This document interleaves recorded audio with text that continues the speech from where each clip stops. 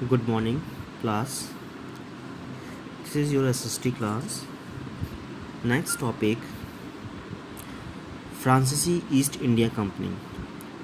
हमने इससे पहले डच के बारे में बताया था, पुर्तगालियों के बारे में बताया था, रॉबर्ट क्लाइव के बारे में बताया था कि भारत का प्रथम गवर्नर जनरल कौन था बेटा?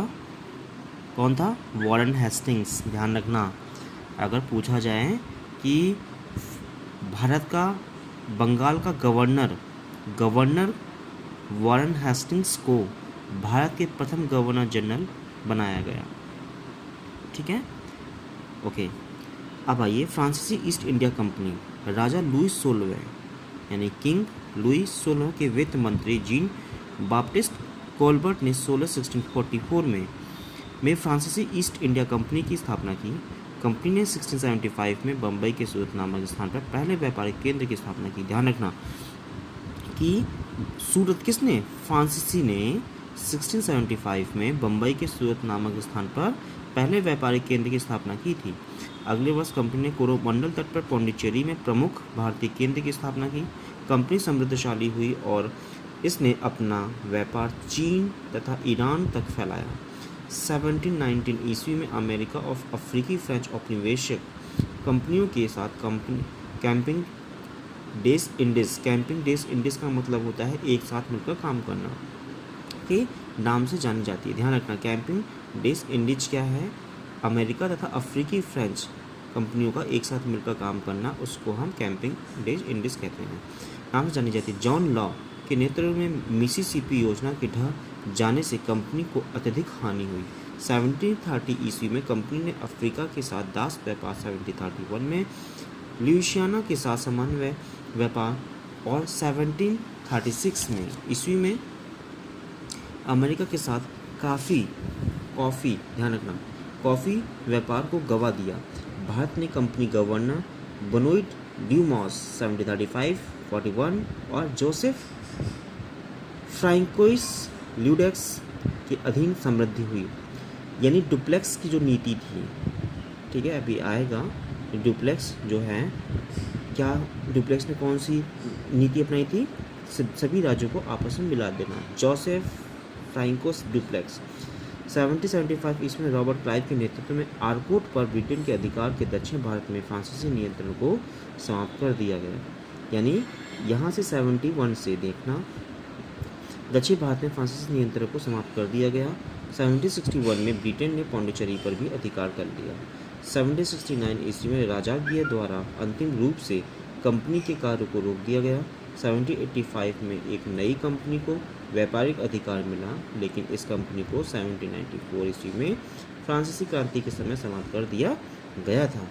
ठीक है, आगे आंग्लो फ्रांसीसी युद्ध। इसी के आंग्लो फ्रांसीसी यानी एंग्लो और फ्रांसीसियों के बीच में जो युद्ध हुआ था 1774 to 1763 तक, भयंकर संघर्ष हुआ। औरंगजेब की मृत्यु के बाद दक्षिण भारत पर केंद्रीय नियंत्रण कमजोर पड़ गया।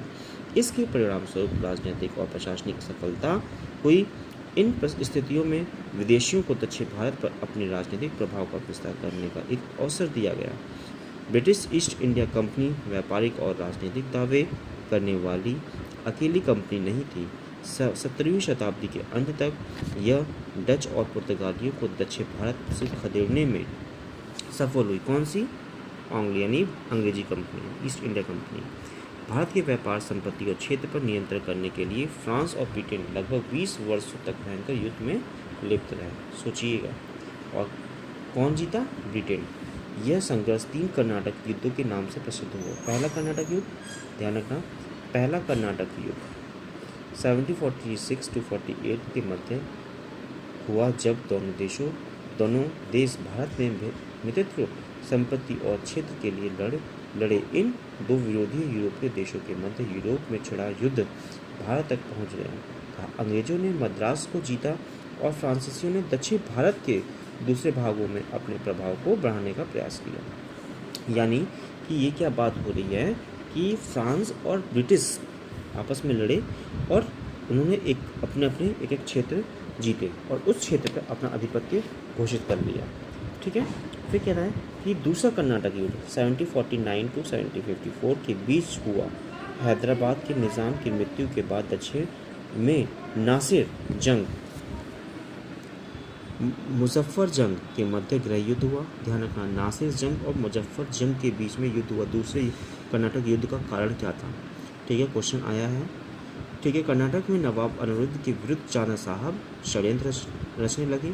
महत्वाकांक्षी फ्रांसीसी अधिकारी डुप्लेक्स ने इस अवसर का लाभ उठाकर मुजफ्फर जंग और चांदा साहब के साथ एक गुप्त संधि की। इसके अनुसार उन्हें प्रशिक्षित फ्रांसीसी सेना की मदद ली गई। तीनों गठबंधन की सेना ने नासिर जंग और नवाब अनवरुद्दीन को पराजित कर दिया।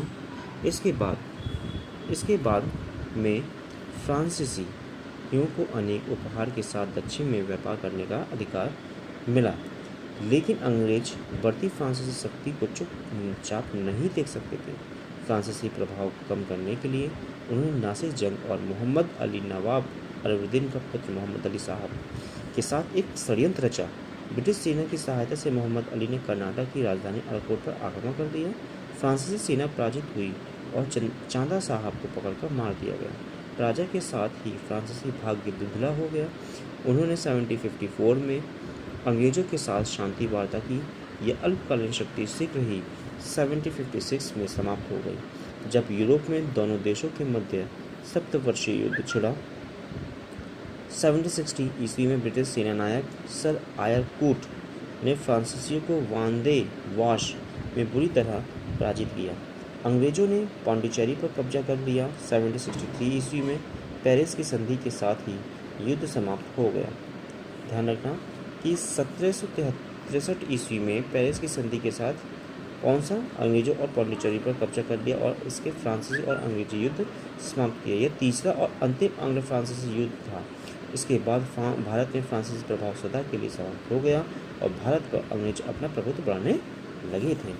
यानी सोचिए कि इतने बड़े साम्राज्य को जीतने के लिए, भारत को जीतने के लिए अंग्रेजों ने क्या क्या षड्यंत्र रचा, और इस षड्यंत्र से इन लोगों ने भारत पर 200 वर्षों से ज़्यादा शासन किया। यदि भारत के जितने भी नवाब हुए, अगर वो एक साथ मिलकर रहते, विश्वास करते, तो किसी भी कंपनी की हिम्मत नहीं थी कि वो भारत पर आंख उठा के देखे, क्योंकि अंग्रेजों ने पहले ही भांप लिया था कि भारत के लोगों के बीच में मतभेद होता है, आपसी सहमति नहीं होती है, जिसका लाभ किसको मिला? अंग्रेजों को मिला था। इसीलिए तो पहला, दूसरा और तीसरा फ्रांसीसी आंग्लो कर्नाटक युद्ध हुआ। अगर ये विश्वास नहीं होता तो ये युद्ध होता ही नहीं। अंग्रेजों की बंगाल पर विजय। ठीक है, बंगाल में कड़ी वंश के पतन के बाद इस समय युद्धों को और विद्रोह का काल मनाया जाता है। इस समय मुगलों को मुख्य रूप से स्थानीय स्वतंत्र जमींदार अराकान, असम आदि के साथ अनेक युद्ध करने पड़े। छोटे स्वतंत्र जमींदारों को बारों भुइयां के नामों से जाना जाता है। मुख्यतः कास्त हिंदू उपजाति और अफगान मुस्लिम वंश से संबंधित थे। बारो भुइया के कुछ प्रमुख नाम हैं: राजा प्रताप, आदित्य, गुहा राय, मूसा खान, ईशा खान, केदार रे, राजा रामचंद्र राज, सत्यराजीत राय। या आगे बंगाल के व्यापार और धन के मुगलों को इतना प्रभावित किया। ठीक है, ये यहाँ से आई जब ईस्ट इंडिया कंपनी ने फोर्ट विलियम जिसको कहा जाता है कलकत्ता में सेना को शक्तिशाली बनाना आरंभ किया, तो नवाब सिराजुद्दौला ने फ्रांसीसी प्रोत्साहन पर उन पर आक्रमण कर दिया। यानी ध्यान रखना, नवाब सिराजुद्दौला प्लासी युद्ध का मुख्य कारण था। रॉबर्ट क्लाइव के नेतृत्व में ब्रिटिश सेना और उनके स्थानीय सहयोगी ने मार्च 1757 ईस्वी में चंद्रनगर पर प्लासी का युद्ध कब हुआ था? 23 जून 1757 को प्लासी के युद्ध में नवाब को बुरी तरह पराजित किया।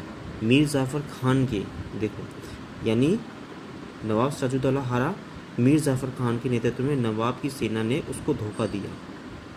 ठीक है, आगे अंतिम स्वतंत्र नवाब सिराजुद्दौला की मुर्शिदाबाद में हत्या कर दी गई और अंग्रेजों ने मीर जाफ़र, जिसने धोखा दिया था किसको? सिराजुद्दौला को, अगर ये इसके साथ रहता तो अंग्रेज नहीं जीत पाते। मीर जाफ़र अली खान को बंगाल का नवाब बनाया गया। चंद्रनगर पर फ्रांस 1763 ईस्वी में पुनः कब्जा कर लिया। मुगल सम्राट शाह आलम द्वितीय के साथ गठबंधन करके बंगालियों ने 1765 ईस्वी में स्वतंत्र होने का प्रयास किया, लेकिन 1765 के बक्सर युद्ध में वे पराजित हुए। बक्सर का युद्ध 1765, प्लासी का युद्ध 1757, ध्यान रखना इस चीज़ को। आगे कह रहे हैं, मुगल साम्राज्य के पतन के साथ ही भारतीय संस्कृति और व्यापार का केंद्र दिल्ली से कलकत्ता में स्थानांतरित हो गया। प्लासी का युद्ध क्या था? 1757 यानी बैटल ऑफ प्लासी। कलकत्ता और मुर्शिदाबाद के मध्य एक छोटे से गांव प्लासी है, जिसमें 23 जून 1757 को रॉबर्ट क्लाइव के नेतृत्व में ब्रिटिश सेना और बंगाल के नवाब सिराजुद्दौला की सेना का युद्ध हुआ। सिराजुद्दौला यानी एक तरफ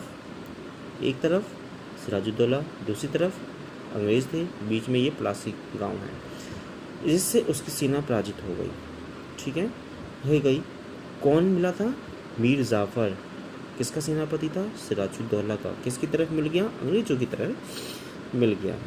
आगे, इस युद्ध को आज भारत में ब्रिटिश साम्राज्य की स्थापना में प्रमुख युद्ध माना जाता है। ध्यान रखना, यहीं से ही जैसे ही वो लोग बंगाल में प्लासी का युद्ध उन लोगों ने जीता, तभी से उन लोगों ने कहा कि अब हम सभी भारत पर कब्जा कर लेंगे।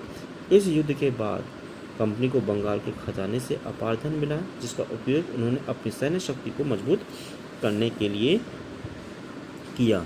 यानी अधिक से अधिक जो पैसा मिलता है, लोग हर देश, विश्व के जितने भी यूरोपीय देश हैं, एशियाई देश हैं, वो अपनी सैन्य शक्ति को बढ़ाने के लिए करते हैं, जैसे कि आज चीन ने किया। ठीक है, सभी देशों को धमकाने के लिए। क्यों? उसके पास पैसा। कौन दे रहा है?